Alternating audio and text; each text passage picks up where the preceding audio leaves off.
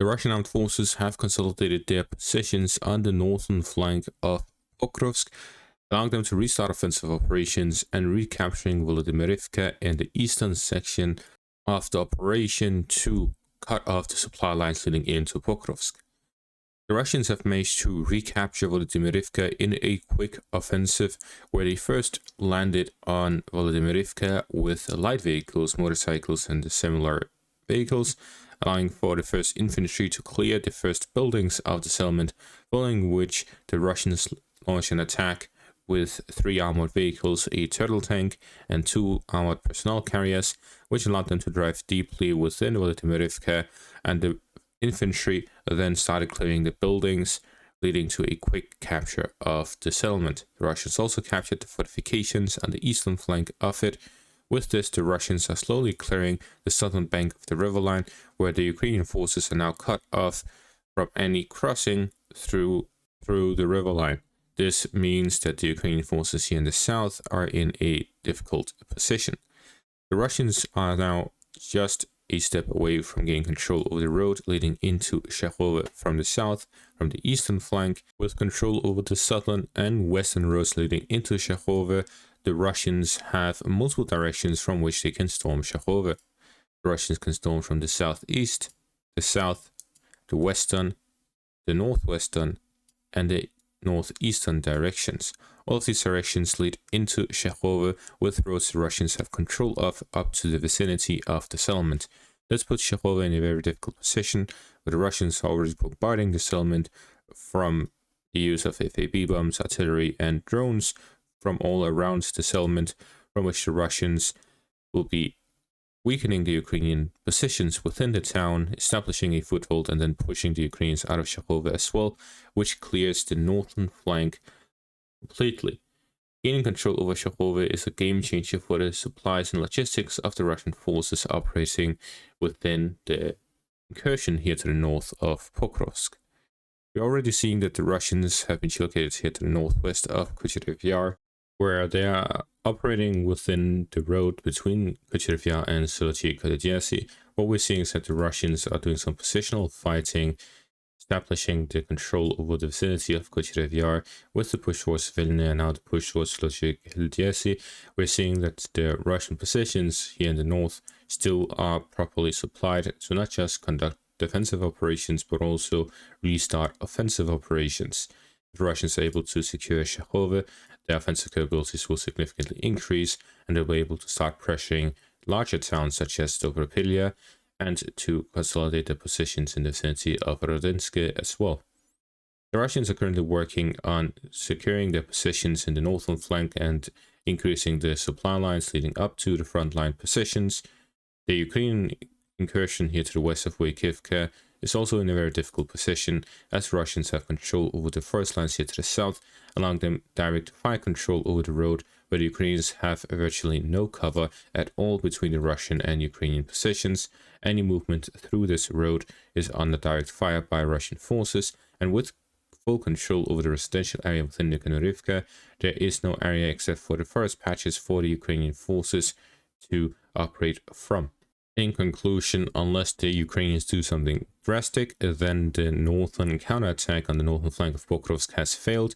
The Russians have kept the majority of the positions and are now regaining the initiative for a push to gain additional portions of it, strengthening their positions and allowing for future operations to take a similar approach, because if this one succeeded, then they will try it again, and again, as that is the way the Russians have been fighting this war. Taking a look at the wider section of the front line, the Russians have also managed to advance in the northern flank of Jesev Yar, in the northeast of Kostyantynivka, as well as in the eastern outskirts of the Dnipropetrovsk and Zaporizhia regions. Taking a look at the Jesev Yar direction, the Russians made a small advance on the northern flank of the town, where they are gaining control over some first lines here to the eastern flank of Maiske, as they are conducting offensive operations along the fortifications on the eastern flank of Maiske and southern flank of Markove. As for the eastern outskirts of the Dnipropetrovsk and Zaporizhia regions, there are several developments. the Russians have managed to secure the northern flank of Novoselivka and recapture the fortifications here along the northern forest line, and they've also managed to recapture the forest line here to the north of Sechneve, regaining control over the roads leading from Alexandrorad along the river line down to Sechneve.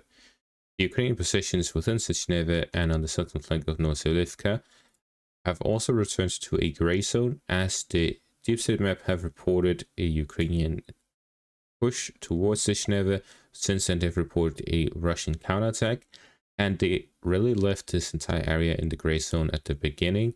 But with Russian counterattack operations in the area, it is clear that the Ukrainians do not have stable control over the area, and we're seeing some back and forth between Russian and Ukrainian forces. These fortifications are likely empty and changing hands every few hours as Russians and the Ukrainians continue pressuring each other. And the Russians have managed to capture some additional positions on the flanks of the road leading from Verbove to Alexivka, as you can see our offensive operations to secure a foothold within the settlement. Additional geolocated footage is revealed to see some Russian foothold within the southern outskirts of the settlement. The Russians are here trying to build up forces on the southern outskirts before diving deeper into the settlement. As mentioned in the previous video, the Russians have started sending reinforcements to the eastern flank of the fortifications, both along the first and second lines of defense, which will strengthen not just the defensive capabilities of the Russian forces in the area, but also their offensive capabilities and their ability to consolidate their positions within the first and second lines of defense. The Russians had a lack of manpower in this section. With the reinforcements, they do not. This allows them to not just conduct counterattack operations to secure the flanks of the settlements they've already captured, but also to launch additional offensive operations to push towards the new settlements along the second line of defense, securing the flanks of the fortifications they've already captured, and to prevent the Ukrainians from repeating their own offensive planning, which is to gain control over the northern flank of the fortifications, exposing their weak points and then storming them from those weak points. The Russians are able to secure the northern flank of these fortifications, then the fortifications remain under their control. The critical point in the Russians holding these fortifications and not losing them is that the main supply line from Novomykolaiivka and westwards is on the southern bank of these fortifications. That means if the Ukrainians are able to recapture Sosnivka and then push down to the south, gain control over the fortifications, this will open up the road for Beresove and Terenove and cutting off the main supply route to these forces, while also allowing them to gain control over the fortifications overlooking these settlements, which will limit the offensive capabilities of the Russians and operationally encircle their forces from Novomykolaiivka and onwards. The Russians still have a wider section of the front line they've captured further to the south, but this does not negate the advantages the Ukrainians would have with control over the fortifications. Although they could attack and regain control of these fortifications, it will still have a lasting effect on their forces to the south of them. Therefore, the Russians are looking to avoid losing these fortifications in the first place, and that is why we're seeing the offensive operations in the Alexivka direction and the redirection of forces to counterattack on the eastern flank as the Ukrainians conducted their own counterattack operations. As for the Poltavka direction in the south, the Russians managed to gain control over the last remaining parts, except for a small farm and residential area on the northern outskirts of Poltavka.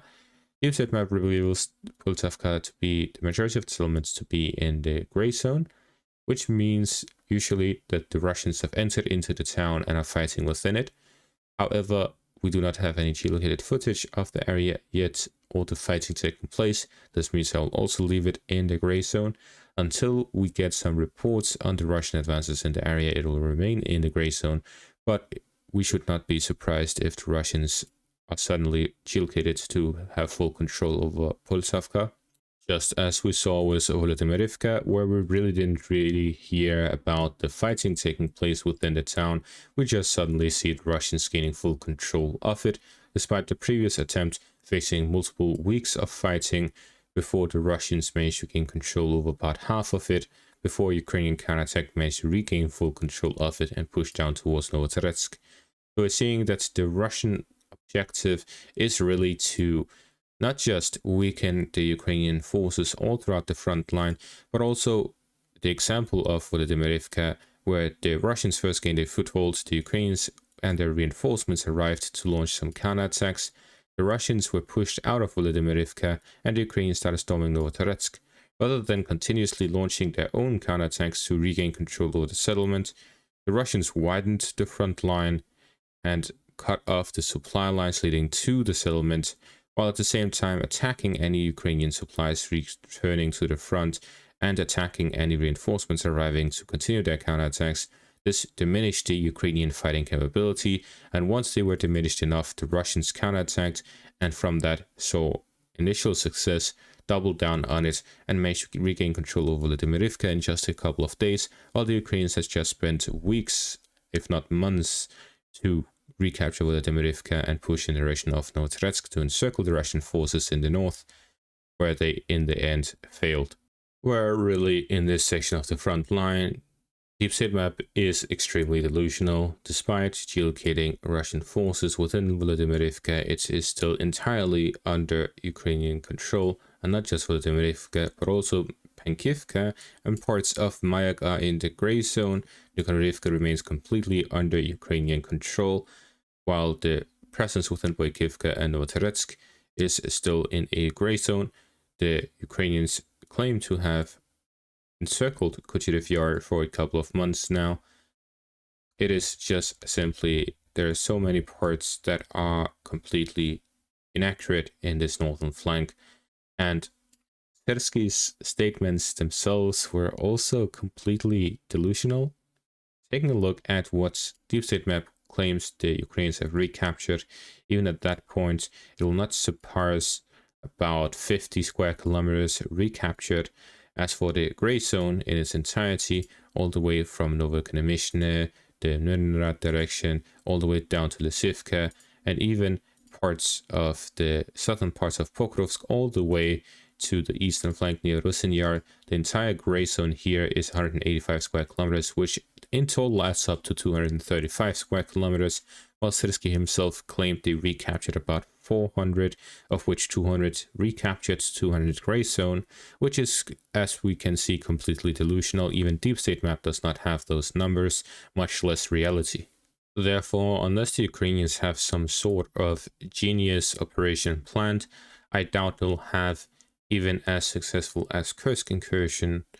Initial success, I have to mention, because what followed the initial 1,000 square kilometers captured really was a 8 months long period of getting attacked from all angles, where North Korean soldiers were the majority of the forces involved, apparently, to counterattack and regain control over the Kursk region, which means that the fighting force barely diminished in the eastern section, not to mention the whole Pokrovsk offensive initiated through the Ukrainian Kursk incursion. So in the grand scheme of things, if you take a look at this stuff when it happened and what happened at the end of it and what has happened since, we can see that the operations taking place since really the fall of Bakhmut and the Bakhmut operation until today, the overall situation has turned in favor of Russians, and the more time passes by since then, the more it goes in favor of the Russians. And the numbers that is being thrown around by politicians are completely inflated numbers that has no basis in reality. The Russians have a significant manpower advantage, and we're seeing them across the front line advancing day by day. The Ukrainians have some sparks where they quickly spark up and then the fire itself diminishes. What we're seeing is that the Ukrainians are really good at TV operations, while the Russians, well, they aren't really that great at capturing territory, but they are able to consolidate most of what they have captured, and that is what is giving them these thousands of square kilometers being captured every year, and this ability to hold it. And that is going to be all for this update. Thank you for watching. Make sure to leave a like, subscribe, check out my Patreon and YouTube membership for additional content. Thank you for watching and have a great day.